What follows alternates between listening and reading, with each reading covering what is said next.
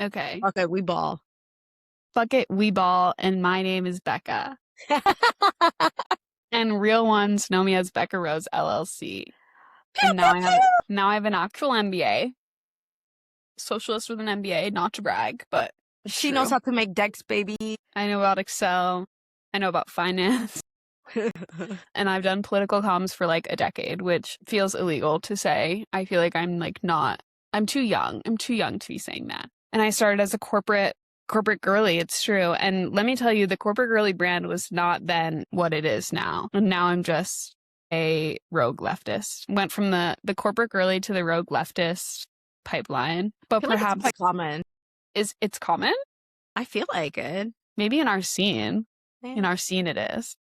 I'm going to make it common. I'm going to make it a thing. I feel like there's always a bunch of burned out corporate lawyers and That tracks. who then are like, I want to do good and I want to get into like lefty politics. That tracks. People always used to tell me like, okay, at Justice Democrats, where perhaps most notably we both worked, Yes. people would always be like, oh, you went the opposite route of going from like corporate to like, I don't want to call it like nonprofit, but like for legal purposes, yeah, that's like what it was. Where I guess most people they go from like rogue leftist to like, now I want to cash out and make money. Sell out. Which Yeah. a good friend once, told me to reframe that and say it's not selling out, it's buying in. So I've since then always say Interesting. buying in, I'm with it. When y'all see me hawking my Mary Kay products and getting on brand trips, just know I was buying in, not selling out. Listen, I'm not like opposed to a little bit of materialism. I'm a Taurus. Like it's in my blood. That's how we met at Justice Democrats, where I went from Justice Democrats. working on all sorts of like, I guess, advocacy campaigns, different organizations, congressional campaigns. We've seen it all. Yeah. Like any small startup, you carry many titles and you do many different things that have not much to do with each other, but you have a can-do attitude. Suddenly you're running the merch store, you're running the website, you're running people's comm shop, you going in all directions, and hence the Becca Rose LLC, which yours truly coined. It's true. Got going. I do love, because it was so fitting. It was so fitting because Becca Rose, what can't she do? Like, she's everywhere. She does it all. You have to live stream a webinar in real time. She's your girl. That was trauma. That was traumatizing. The Amira lore is long and deep, and it's best experienced over time, in layers. Unpeel me. Let's get to know each other. Buy into this podcast is what I'm saying. I guess I should like credential myself in some way, shape, or form, because you can't find me on LinkedIn, baby. You can't. Wow. You can't find me anywhere. I'm actually extremely offline in a lot of ways. Yeah. Not anymore, bitch. So about me and why you should trust my political judgment and opinions at all times. And I mean at all times. I literally do. I worked in the Senate like 2017 to like 2020. I had seen some stuff and I really hated working in the Senate. It was not for me. The only thing you learn in the Senate is how to try to appear really important. You have like your little Senate notebook and you clickety clack, clack, clack, and you have your titles. Possibly my least favorite thing on earth. Around, like the perception of power, which runs DC, is just being around recognizable people and you're sitting behind them. You look and appear important, and like you can run that to the bank. Okay. COVID hit. I was like, I have got to get the F out of here. I cannot do this anymore, because it's just like, not only are Dems, like Dem leadership, like not going to meet any moment, they're definitely not going to meet this moment. And a friend of mine sent me this job for the political director for Justice Democrats. I sat on it actually, but then Waleed, friend of the pod, he doesn't know it yet. He doesn't know this pod exists, but he's a friend of the pod. He like reached out and was like, hey, like, you should apply. And I was like, I don't really do campaigns. So like, wait, I actually didn't know this, that you were Justice like Democrats just does, like, it's a pack. And he was like, actually, no, we're building out we're trying to make sure that we build with, the folks we help elect and like continue on the relationship and build the official side stuff. And I was like, oh great, like that I can do your legislative stuff. I can like, make sure we have more of a relationship with the people you guys help elect, blah, blah, blah, blah, blah.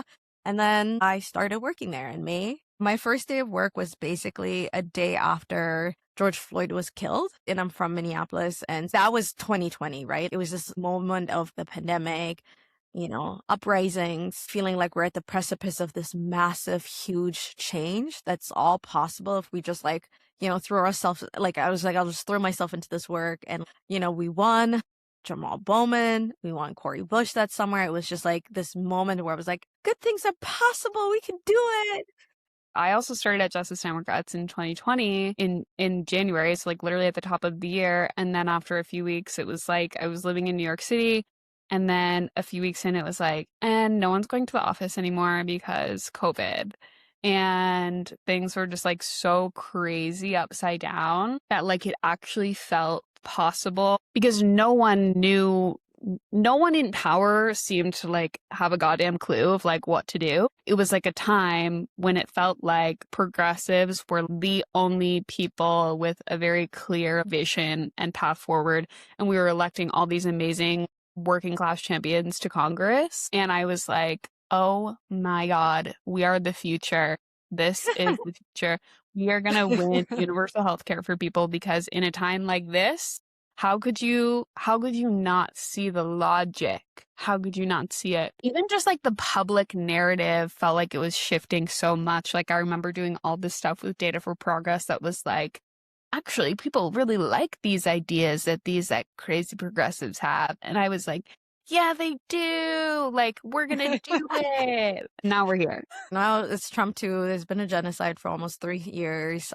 We're nowhere near universal health care. It's actually so far out of the conversation. We're like just trying to like not like Medicaid is getting cut like crazy every other day. And the problems have just deepened so much. But I think the analysis was still right. Like when I left JD, I was so burned out. I was so tired. I can't do this. I need to leave and I need to like buy in somewhere. I don't know. I was really sitting with the work we did and I was trying to see, I was like, was it worth it? Like, was any of this worth the energy and time and the hair loss I had put into it? And, for about a while, I felt really down about it. The analysis, right? But it's not like materializing. And maybe the last 3 years didn't build anything foundational, right? But then, I woke up and it was October 7th and then October 8th and then October 9th. And like anybody with eyes could have seen where all of this was going to lead. And like, it's not like Israeli officials at any point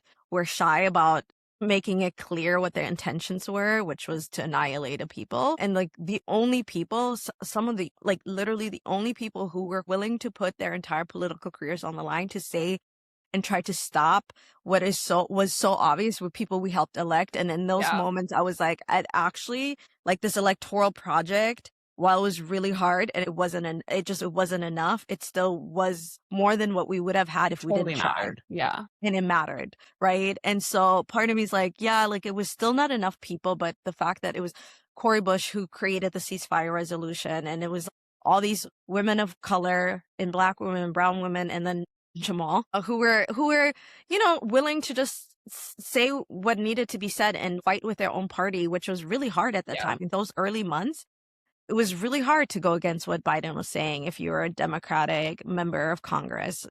And I will say that was like the first time I was like, okay, wait, actually, it did matter to have better Democrats in office. Yeah. Anyways, I did not buy in or anything. Like, no. 2023 October, all of that changed. I was like, I'm getting back into it. And at that time I was like unemployed. So I was really out there. I was like bird dogging people. I was, we'll get into that. There'll be a story for another episode maybe. Yeah. So we've done basically both a decade worth of political work, really behind the scene. And as most of the incredible badass women who are responsible for driving most of the actual real change in politics, we have stayed behind the scenes because I think for me personally, I've always been more focused about what I do versus like how I'm perceived or how visible my work is, because I'm kind of like, if you know what the fuck I can do, and we keep it moving, we keep it rocking. But the more you write yourself out of the story because you're so busy, it's just like when you are not visible, then the people who make themselves visible get to write the story. And I care less about that piece, but what I really care about is the fact that then they write the wrong story. Yeah. Like they write a story that actually wasn't like, it sounds good, right? Like the press release version of what happened and like the reality of what happened to get somewhere are two different things most of the time in politics.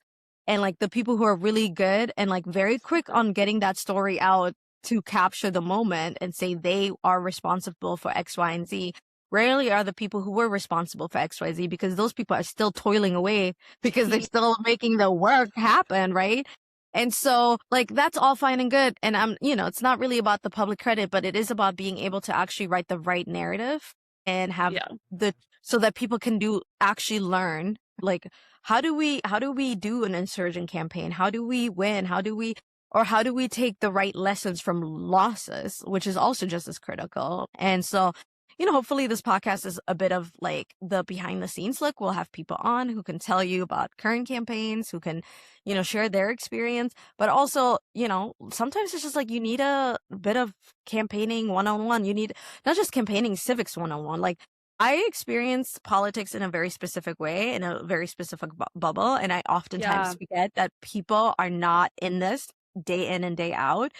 And so, like, taking a step back, I think people hear things like super PACs, or they hear dark money, or they hear independent expenditures, and they hear these terms and red box and all of that. And they hear about APAC and they hear about, AI and crypto PACs. But most people don't actually know what any of that really means. And it's an insular universe. And so, like, taking some time to unpack all of that while we also deliver like lots of cultural commentary, because while this is our bread and butter and we work in this universe and we have this skill set and knowledge, we also just are really interesting and funny bitches. So like I want you to experience that.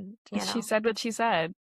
You can't deny it. And it's also interconnected, right? It's like for as long as humanity has existed, I feel like it's been like politics follows culture with a lag time of approximately 20 years. And so it's important to be like attuned to both of these things if you actually want to like wield political power and do something that matters. You can't be out of touch with the people. Right. And sometimes we'll just get straight up a little bit academic, because I want to talk about what Walter Benjamin has to say about aura. And I think sometimes what I see happen so much, especially online, and like not to knock on the youth, because in spirit, I will always be the youth, but I've been around a little longer. I think we have this idea that we are experiencing everything as like brand new. Like I am coining this. I am like the first human to have had this thought. And it's like, no, babes. Like, or like this has never happened before. This has all happened before, all of this. I just think it's fun that like the term aura has come back, and like, but there's been so many scholars who had toiled away with like what aura means and what do we lose when we replicate it in the digital age, right? Like what aura is lost in a photograph, or and what new aura like can exist. This is why we need the humanities, baby. But all of this has existed, and there's like lots of scholarship on it, and like let's talk about it. There's something behind everything you see on TikTok is really the moral of the story. Yeah, definitely. I can appreciate that for some people, some information is brand new. And I think the energy I want to bring to this general podcast is like, let's go look. Let's go look for, the primary source. We need to go back to learning citations. We need to go back to learning why you need to go and experience a primary source, not the secondary source, not what somebody else's analysis is, which is funny because I know there's a podcast about our analysis, but I also always want to encourage somebody like to read it yourself. Yeah. And I feel like that was like so much of the ethos of the Justice Democrats project was very similar, in that a lot of what is out there is like very rooted in just like internet culture. And like you were saying, it's like the first people to say something oftentimes are the ones who like, that's the narrative that everyone runs with. And like many a time it's not the correct or true one. And I think, that spirit applies to like this project as well, in terms of like, we love the internet, we're very online, but also like, let's keep it real. It's crazy that we're in Trump 2.0 right now. Like sometimes I'm like, oh my God, back to this, but like we're so back. Much more dangerous, so much more unhinged, so much more evil. I feel like Democrats have like receded back so much, and there's been just so much less of a fight. Medicaid has been cut down to the bone. And we have concentration camps that are popping up everywhere. And these are like long-term systemic changes that Stephen Miller and Trump have done. And there's just been so little like visionary stuff that's come out of DC. I don't think anyone has really addressed like the damage done both structurally and like on a personal level, all of the damage done by Doge, which like impacted people generationally, I think, like impacted workers generationally. And still, it doesn't feel like there's anyone at the forefront of the Democratic Party who is willing to like address the scale of what is going on. And instead, we're all just like sitting here in paralysis watching a UFC fight on the White House lawn that looks like a circus now. I feel like for like 2020 to 2023, essentially, I feel like I was fighting for things to be better, and fundamentally for things to be this like structural overhaul on healthcare, workers' rights, and immigration for sure. Yeah. And, there was all those domestic battles that I felt really like were my priority. And then 2023 came around and then 2024. And it's just like we are aiding and abetting and sponsoring and complicit in a genocide. There is this obvious crime against humanity that everybody from the Democratic Party, for the most part, was gaslighting us about and pretending like we weren't seeing what we were seeing. We weren't, hearing Israeli officials saying what they were saying. A lot of people are really comfortable overseeing death and destruction of a lot of people as long as the narrative is that they are not doing that exact thing. Including Gwyneth Paltrow. Okay, and now let's talk about Apple's mama. Enough of this politicking crap. Like, let's get to the real reason I want to do a podcast. And that's the real reason this show exists. Right. The real reason the show exists is for me to stay on Gwyneth Paltrow's ass, okay? Because I've had beef with her for decades, okay? Let's start with the most recent, which I think we all know is luxury apartments overseeing genocide. Yeah, like a couple months from a genocide, and she's playing Israeli propaganda. And honestly, her acting has always been atrocious. So it makes sense that she would be doing this. It makes sense for many reasons. I have a notebook full of her crimes, okay? Fundamentally, this was like one of the least shocking people to do this because this is exactly who she's always been. Like, can I be so real though? Yes. When I first saw that interview, I forget who she was doing the interview with, but where she was like, I'm not a Republican. I'm not anything right now. Maybe this is like me projecting, but I was kind of like, oh, is she saying that she's like disheartened by the Democrats and she doesn't feel like she's like, I gave her one split second benefit of the doubt. And then someone like pointed out that what's her face from White Lotus, who like plays that character in one of the most recent seasons, and she's like, Gwyneth is saying something along the lines of like, whatever, doesn't feel she identifies with either party, which honestly I think is true of a lot of people. I don't feel like passionately. A lot of people, yes. I don't feel passionately about like being a registered Democrat, but like I want to vote in the presidential primary, so like here I am. But she was like, I'm an independent. The woman in White Lotus, and as soon as I saw that comparison from White Lotus to Gwyneth Paltrow, I was like, oh, clocked. Got it. And then immediately after that was her little luxury genocide apartment advertisement, and I was like, okay, cool. It's actually not about party affiliation, it's about having no values. Awesome. I do want to know from a comms perspective, who thought this would be a good idea? I think she lives in a bubble. I think there's a lot of bubbles where like the reality of like life is not seen. She lives in a bubble where someone would be like, this is totally non-controversial. You should do it. Yeah, there are That's a lot almost of unfathomable to me. DC is still a bubble of people who are like, you're crazy for saying it's a genocide, like very comfortable propping up Israel's crimes. And saying they don't exist. Like, there's a lot of bubbles like that. And I'm sure she lives in exactly that kind of bubble where they're like, yeah, of course I should be advertising luxury apartments a couple miles from a genocide. What would we expect from a person who's built an entire company off of like appropriating Tumblr girl Anna contact Goop is literally just the dark corners of Tumblr ED culture Oh my God. Whoa. repackaged into a company. Okay, like that is Goop, because that's the only thing Gwyneth Paltrow will ever think is controversial or bad in life is being fat. Like, I think that is like the only thing she actually could fear in life is like fat people, being fat, fatness. She has created an entire industry of promoting disordered eating with a bunch of her products and advertisement in her talk. You know, we all remember her infamously talking about the fact that she only does consume, because we can't call it eating, consume bone broth and, you know, some light veggies at night and like intermittent fasting. And I was like, and that like her whole thing, her whole shtick with Goop is just selling you literally disordered eating. But it's also the fact that she literally is making money off of what Tumblr girls will give you for free. You know what I mean? Like, it's like restrictive eating and like soup for staying skinny. Wow, like that's kind of a little bit like florals for spring, groundbreaking. Groundbreaking. You know what I mean?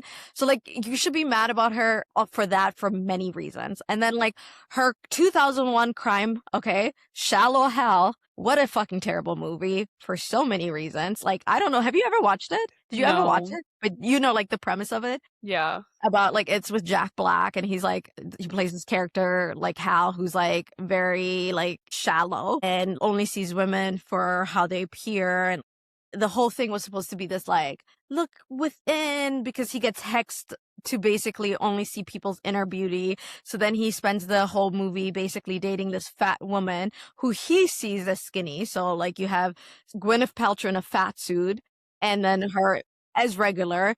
And like the whole thing is like literally the entire time is just a bunch of punchlines about fatness and making fun of her fat self, but he doesn't see her as fat because he's been hexed to only see her inner beauty, so she looks really slender to him, and da da da da da. It's just like one of the most atrocious movies you'll ever see. But it literally took her to like 2020 to be like, oh, like, oh yeah, it was like bad. I realize now that like making fun of fat people was a bad thing. And also when I was in the fat suit, people treated me really badly. And that was the moment I realized how badly people treat fat people. And like also the body double they used for her in the movie, this aspiring actress and comedian, and she, you know, was the body double. And like she, after the movie was released, basically ended up like going under for gastric bypass because she was like, I need to lose weight. I need to become skinny. I was like the butt of this joke and people really hate me because I'm fat. Da, da, da, da, da. So, but then she almost like died because she had all these complications. Gwyneth Paltrow has been the face of therapy speak, wellness, like all the toxic uncoupling aspects of, yes, conscious uncoupling, and like I'm in therapy and we're working on ourselves, and this idea of constant betterment and enlightenment in the most shallow, capitalistic, like nasty ways. She has been the face of that. I'll give it to her for decades now. That's why I was like, her doing this is very on brand. That does track. It does track her brand of subversive wellness. Like when she had the vagina candle and she was like, I'm empowering women because the vagina smell has been a stigma, blah, blah, blah, blah, blah. And I'm like, nobody needs the vagina candle. Like, that is not empowering. You know what's empowering? Not killing a bunch of babies and pregnant women in Gaza. Like, that's empowering. How about you get on that, bitch? Okay, Becca, this week or this month, who do you feel like you have just seen too much of? Who's overexposed? And who have you seen not enough of, but we should be paying more attention? Who or what is underexposed for you? Underexposed? Okay, well, actually, in a nefarious way, I think that Bill Gates is underexposed. And let me tell you. Ooh, tea. Okay.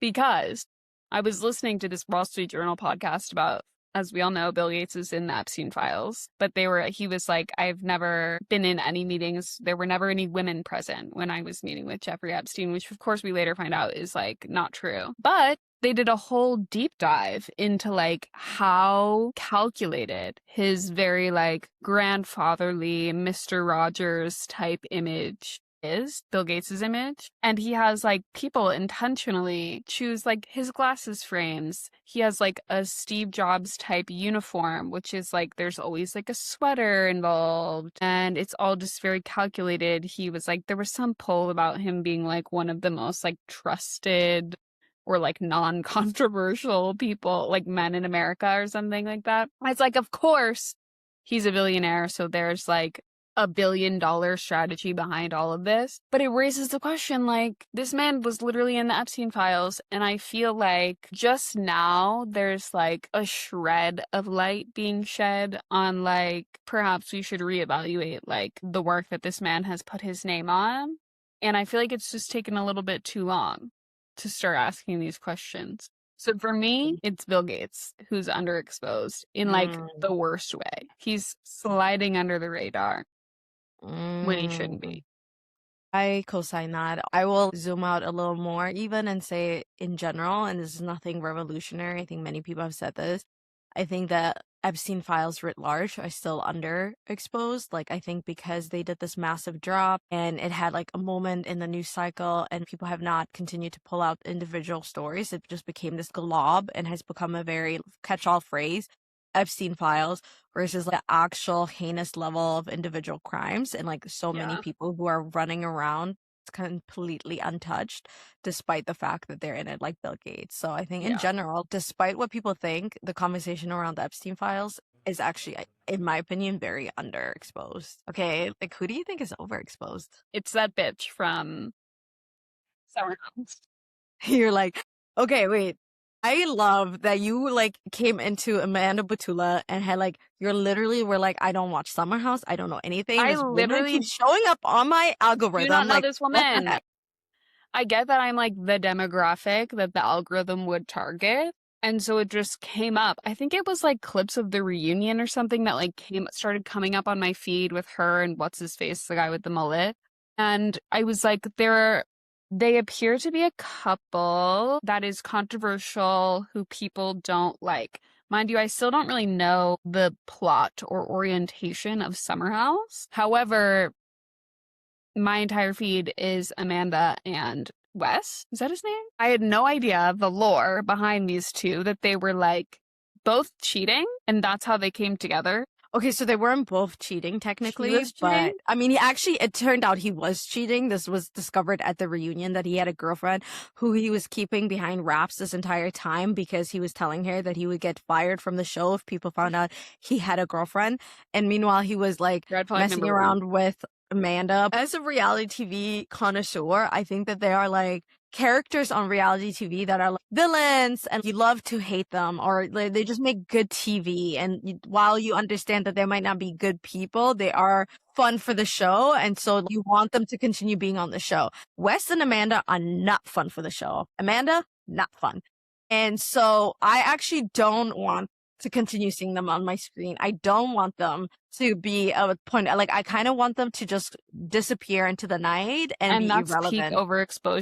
Peak overexposure when you're like, please, I'm seeing these people everywhere and I'm literally begging to never see them again. Please. And this is not fun. Like, we're not looping back around to being like, oh, they were fun. Why did they go away? No, because like Amanda was never fun to watch. She was just kind of there. She's one of those characters that are just there.